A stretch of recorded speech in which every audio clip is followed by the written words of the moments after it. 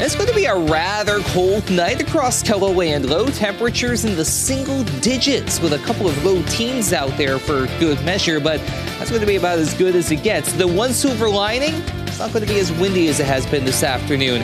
We do get sunshine tomorrow and a good amount of it, East River especially, but as you can see, that's not going to help out the temperature all that much. 20s to near 30 to the east, 30s and 40s though out to the west. We'll talk about the rest of your 7-day forecast coming up, but until then, First at 4 starts right now.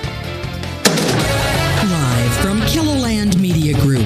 Keloland News, first at 4. 2022 homicide in Sioux Falls has more unanswered questions. We have an update on the death of Tunis Lomax coming up. Plus, cleaning up a spring snowfall, how the heavy wet conditions are hard on equipment. That's coming up. And we will have the latest on that massive bridge collapse in Baltimore. Good afternoon, and thanks for tuning in to First at 4. I'm Don Jorgensen. And I'm Kelly Volk. 4 Sioux Falls men, once charged with murder and manslaughter, are now out of custody. In August of 2022, authorities found the body of Tunis Lomax outside his eastern Sioux Falls apartment. An investigation eventually led them to 4 men, but now 2 of those cases have been dismissed entirely.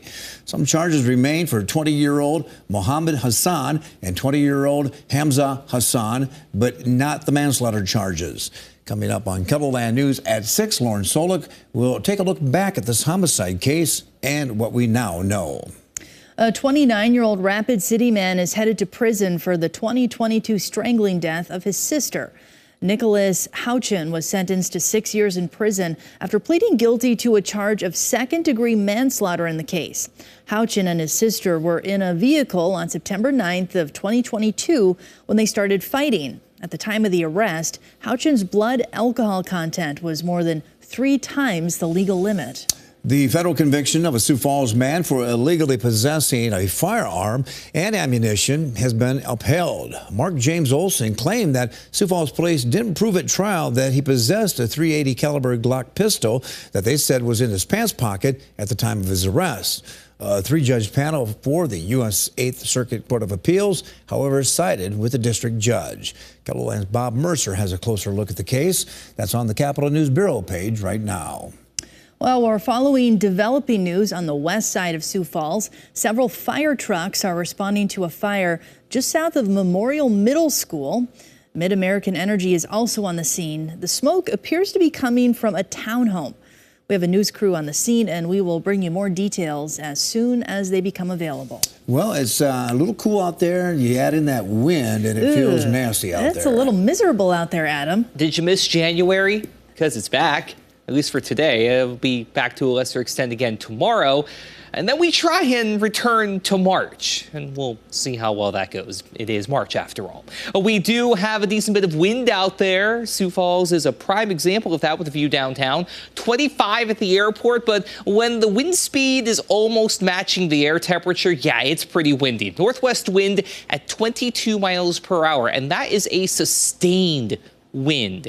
Meanwhile, out west, at least we have sunshine. 24 in Rapid City. It's also not as windy for that matter. North breeze at 11 miles per hour. And from there, we'll just kind of split the difference. We got the blue skies in place in winter, but it's also windy. 22 with a west wind at 17 miles per hour. We're at 23 in Mulbridge, 24 Mitchell and Yankton. We'll throw in Pierre for good measure, as well as Phillip. 17 though for Faith, 23 as you go towards Spearfish, 25 Huron, 24 Aberdeen, and over towards Sisseton as well. Take a look at these sustained winds. This is actually better than a couple of hours ago during the lunch hour. Either way, 15 to 25 mile per hour winds out of the northwest, sustained in central and eastern Keloland. To the west, however, it's breezy, but could be worse. Could be what they have over to the east. Still, it also could be worse across the board. We could be dealing with more wintry weather, but we're done with that for now. Notice what I had to say there, though. We'll get to that in due time. But for now, the rest of our winter storm from earlier this week is east of Wilmer, and it's going to be the problem of everybody around Lake Superior.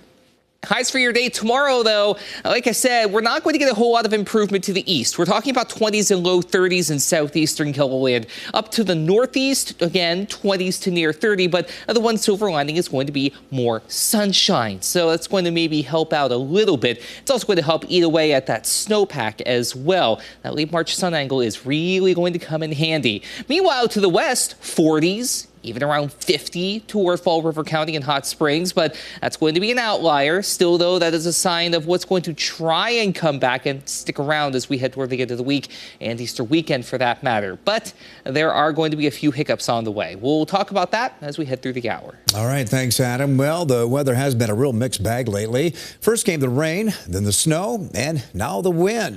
This was the scene on the edge of Del Rapids today as the wind was causing big drifting and visibility problems. There you got about 10 inches of snow, so people are now digging out for what they hope will be the last time. Well, cleaning up a spring snowfall can come with a little more work. Jonah Kaplan takes a look at how the wet, heavy snow is even hard on big machinery. You don't have to shovel this to feel the weight of the burden.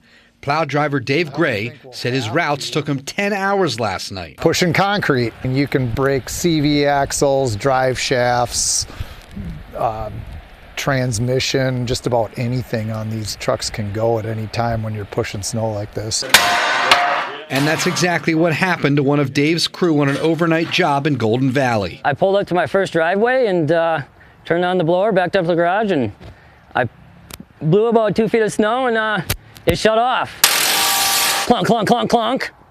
And no snow coming out. Everything's shaking around and you're ramming into stuff, and it's starts spinning sometimes. It's difficult. I'm pretty tired right now. The weight of the snow, obviously a big issue, but not the only one. Mechanics we spoke with here at Llano Equipment telling us that, well, a lot of this equipment, it's been dormant. The last snow before this weekend, it was on Valentine's Day. So imagine not exercising for a month and a half and then getting up on that treadmill. Actually, I do know what that's like. Llano mechanics telling us they've been slammed since Sunday and had a full schedule again starting at 7 a.m. A little bit of everything. People wrecking tires, running into curbs, breaking stuff, hitting rocks with the snow equipment. No starts, a lot of no starts too. Dave Gray's truck should be ready soon, but he's got something else to take care of first. Get some sleep. It's about what I want to do right now. Jonah Kaplan, WCCO News. Coming up next.